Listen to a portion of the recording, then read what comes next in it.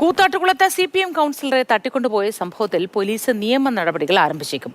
Arrest അടക്കമുള്ള നടപടികളിലേക്ക് police നീങ്ങുമോ എന്നതാണ് കാത്തിരിക്കുന്നത്. അറസ്റ്റ് ഉടനെന്നായിരുന്നു ആലുവ റൂറൽ SP ഇന്നലെ പ്രതികരിച്ചത്. ശ്യാം പ്രസാദ് ഉത്തമൻ ഇതിന്റെയും വിശദാംശങ്ങളുമായി തുടരുന്നുണ്ട്. Shyam, good morning. പോലീസ് തുടക്കത്തിൽ തന്നെ ഒരു വൈകിപ്പിക്കൽ ഉണ്ടായിരുന്നു പോലീസിന്റെ ഭാഗത്ത് നിന്ന്. ഇതുവരെയും CPM നേതാക്കൾ അടക്കമുള്ളവർക്കെതിരെ പരാതി എഴുതി നൽകിയിട്ടും നടപടികൾ ഉണ്ടായില്ല എന്ന്. ഇനി തുടർ നടപടികളിലേക്ക് പോലീസ് കടക്കാനിരിക്കുകയാണോ? Mothi, good morning. ഈ കൂത്താട്ടുകുളം ഈ തട്ടിക്കൊണ്ടുപോകൽ സംഭവം അതൊരു വലിയ കേസായിട്ട് മാറിക്കൊണ്ടിരിക്കുകയാണ്. കാരണം ഇതിൽ അങ്ങോട്ടും ഇങ്ങോട്ടും പരസ്പരം കേസുകൾ നൽകിയിട്ടുണ്ട്. അതിപ്പോൾ മൊത്തം 4 കേസുകളാണ് ഇപ്പോൾ പോലീസിന് മുമ്പാകെ എത്തിയിട്ടുള്ളത്. ഇതിൽ ഈ കലാരാജുവിൻ്റെ മക്കൾ നൽകിയ പരാതിയുണ്ട് അമ്മയെ തട്ടിക്കൊണ്ടുപോയതുമായി ബന്ധപ്പെട്ടുകൊണ്ട്. അതിൽ 45 പേർക്കെതിരെയാണ് നിലവിൽ പോലീസ് ഇത് സംബന്ധിച്ച് കേസെടുത്തിരിക്കുന്നത്. അതിലാണ് ഈ CPM area secretary PB Ratheesh അടക്കമുള്ള ആളുകൾക്കെതിരെ ഒന്നാം പ്രതിയാക്കിക്കൊണ്ട് പോലീസ് കേസെടുത്തിരിക്കുന്നത്.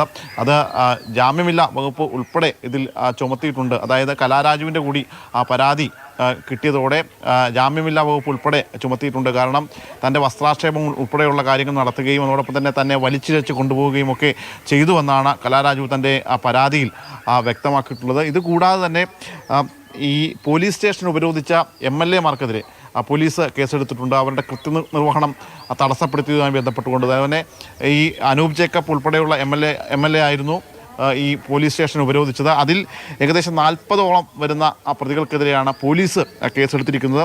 മറ്റൊന്ന്, ഈ സംഭവത്തിൽ അതായത് ഈ കലാരാജുവിനെ തട്ടിക്കൊണ്ടുപോകുന്ന ആരോപിക്കുന്ന ഈ സംഭവവുമായി ബന്ധപ്പെട്ട ആ സമയത്ത് UDF കൗൺസിലർമാരെ ആക്രമിച്ചു എന്ന് പറഞ്ഞുകൊണ്ട് UDF കൗൺസിലർമാരും ഇത് സംബന്ധിച്ച് പോലീസിൽ പരാതി നൽകിയിട്ടുണ്ട്. അതിൽ ഏകദേശം 25ഓളം പ്രതികളുണ്ട്.